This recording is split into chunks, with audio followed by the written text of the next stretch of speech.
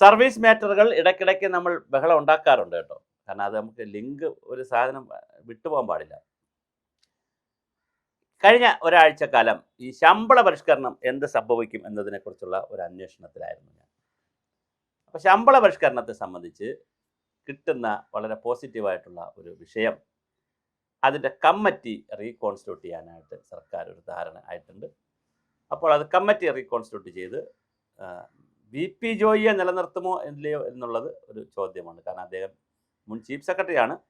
ഇനി അദ്ദേഹത്തിനെ മാറ്റാൻ നിലവിലെ ചീഫ് സെക്രട്ടറിയും IAS ഒക്കെ മുൻകൈ എടുക്കുമോ എന്നറിയില്ല. എടുത്തില്ലെങ്കിൽ അദ്ദേഹം തന്നെ ആയിരിക്കും ഇതിൻ്റെ ചെയർമാനായിട്ട് വരുന്നത്. പക്ഷേ ബാക്കി അംഗങ്ങളെ ഇതിനകത്ത് മാറ്റാൻ സാധ്യതയുണ്ട്. അതിൽ ഈ അഡ്വക്കേറ്റ് രാജഗോപാലൻ നായർ രാജിവെച്ചു എന്നാണ് എനിക്ക് തോന്നുന്നത്. അദ്ദേഹം ദേവസ്വം ബോർഡിൻ്റെ മുൻ ദേവസ്വം ബോർഡുമായിട്ടൊക്കെ ബന്ധപ്പെട്ട് പ്രവർത്തിക്കുന്ന ആളാണ്. CPMൻ്റെ ശക്തനായ വക്കീലാണ്. CPMമായി ബന്ധപ്പെട്ട് നിൽക്കുന്ന വക്കീലാണ്. അപ്പോൾ അദ്ദേഹം രാജിവെച്ചു എന്നാണ് തോന്നുന്നത്. പിന്നെ ഒരു അഡീഷണൽ സെക്രട്ടറി റിട്ടയർഡാണുള്ളത്, അവരെന്തായാലും ഒഴിവാകും. അത് ഇടതുപക്ഷം വച്ചിട്ടുള്ളതാണ്, ഒഴിവാകും. പിന്നെ ഇപ്പോഴത്തെ ഒരു അഡീഷണൽ സെക്രട്ടറി ഫിനാൻസിൻ്റെ ഉണ്ട്, അത് ചിലപ്പോൾ തുടരാൻ സാധ്യതയുണ്ട്. എന്തായാലും അതിൻ്റെ ഓഫീസിൻ്റെ പ്രവർത്തനം താൽക്കാലികമായി മന്ദഗതിയിലാണ് പോകുന്നത്. പൂട്ടിയിട്ടില്ല ഓഫീസ്, താൽക്കാലികമായി മന്ദഗതിയിലാണ് പോകുന്നത്. സർക്കാരിനെ സംബന്ധിച്ചിടത്തോളം ശമ്പള പരിഷ്കരണവുമായി ബന്ധപ്പെടുത്തി നിരവധി പ്രശ്നങ്ങളുണ്ട് മുന്നിൽ ജീവനക്കാരുടെ. ഒന്ന്, DR ഇതിനെ സംബന്ധിച്ച് വളരെ കൃത്യമായ ചില നിഗമനങ്ങൾ ധവളപത്രത്തിലൂടെ KM ചന്ദ്രശേഖരൻ മുന്നോട്ട് വച്ചിട്ടുണ്ട്. ഇന്ത്യയിൽ നടക്കുന്ന ശമ്പള പരിഷ്കരണത്തിൻ്റെ 8ാം ശമ്പള പരിഷ്കരണം ഡൽഹിയിൽ നടന്നുകൊണ്ടിരിക്കുകയാണ്. രാജ്യത്തെ ഇവിടെ 12ാം ശമ്പള പരിഷ്കരണമാണ്. ഡൽഹിയിൽ നടക്കുന്നത് 10 വർഷത്തിലൊരിക്കലാണ്, ഇവിടെ 5 വർഷത്തിലൊരിക്കലാണ്. ഇതാണ് ഈ വർഷത്തിൻ്റെയൊക്കെ വ്യത്യാസം വന്നത്.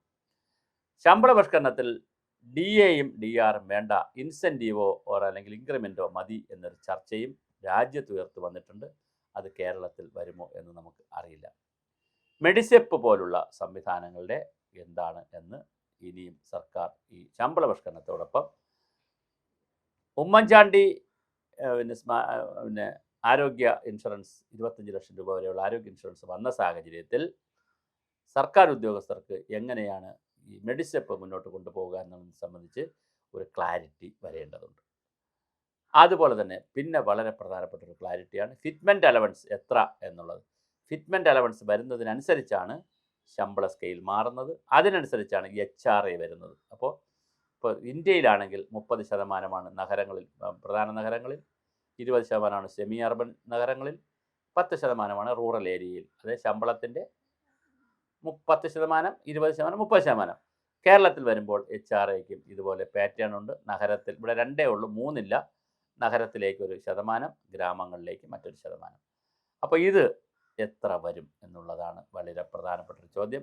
ലീവ് സറണ്ടറിനെ സംബന്ധിച്ച് എന്താണ് ശമ്പള പരിഷ്കരണ സംവിധാനവുമായി ബന്ധപ്പെടുത്തി വരുന്ന നിയമനം നിഗമനം? പിന്നെ 10 വർഷത്തിലൊരിക്കലാക്കണം ശമ്പള പരിഷ്കരണം എന്നൊരു ചർച്ച അല്ലെങ്കിൽ എന്നൊരു നിർദ്ദേശം ധവളപത്രം മുന്നോട്ട് വച്ചിട്ടുണ്ട്. അത് ചിലപ്പോൾ 5 വർഷത്തിൽ നിന്നുള്ളത് 10 വർഷത്തിലൊരിക്കലാക്കുമോ എന്നുള്ളതും വളരെ പ്രധാനപ്പെട്ട ഒരു കാര്യമാണ്. 700 കോടി രൂപയുടെ അധിക ബാധ്യത വരുന്നതാണ് ശമ്പള പരിഷ്കരണം. പക്ഷേ ശമ്പള പരിഷ്കരണം കാലാകാലങ്ങളിൽ നടപ്പിലാക്കേണ്ടതാണ്. അത് സർക്കാർ ഉദ്യോഗസ്ഥരുടെ ഒരു അവകാശം കൂടിയാണ്. അതുകൊണ്ട് തന്നെ പുതിയ സർക്കാർ ബഡ്ജറ്റിൽ ശമ്പള പരിഷ്കരണത്തെക്കുറിച്ചും DA പരിഷ്കരണത്തെക്കുറിച്ചും മെഡിസെപ്പിനെ കുറിച്ചും ഒന്നും പറഞ്ഞില്ല. പക്ഷേ ആരോഗ്യ ഇൻഷുറൻസിനെ കുറിച്ച് സൂചിപ്പിക്കുകയും ചെയ്തു.